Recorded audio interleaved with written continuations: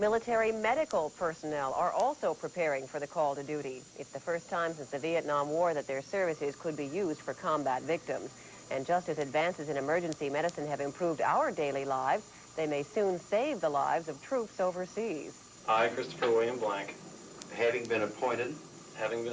This is a special moment for UC medical student Chris Blank. His reserve chief is promoting him from the rank of second lieutenant to captain. It kind of felt good. You know, I'd done what was required of me, and I was, you know, being given my reward.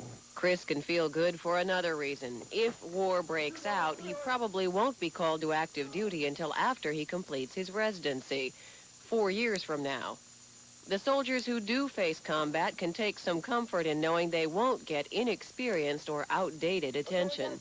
Our people are trained at the level of today, not at the level of Vietnam. Vester says one of today's medical advances that surpasses the Vietnam days is a type of clothing called mast trousers. These are trousers that can be put over a badly wounded person who is in shock to compress the lower extremities and bring the remaining blood supply up to the core where it is needed.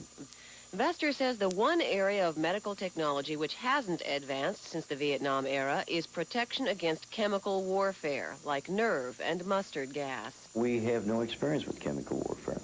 The people that dealt with chemical warfare and American casualties were World War I, and they are all dead. No one can guess the cost in lives and injuries a Gulf War would create.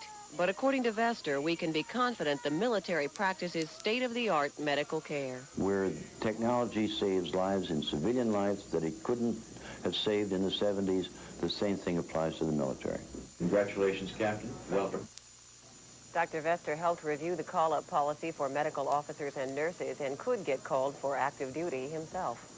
For the latest developments on the Middle East situation, stay tuned to Eyewitness 12 News at 6 o'clock, and then ABC's World News tonight. That begins, of course, at 6:30. Also tonight, ABC's Primetime Live will feature Defense Secretary Dick Cheney. You can see Primetime Live right here on Channel 12 at 10, followed by Eyewitness 12 News at 11.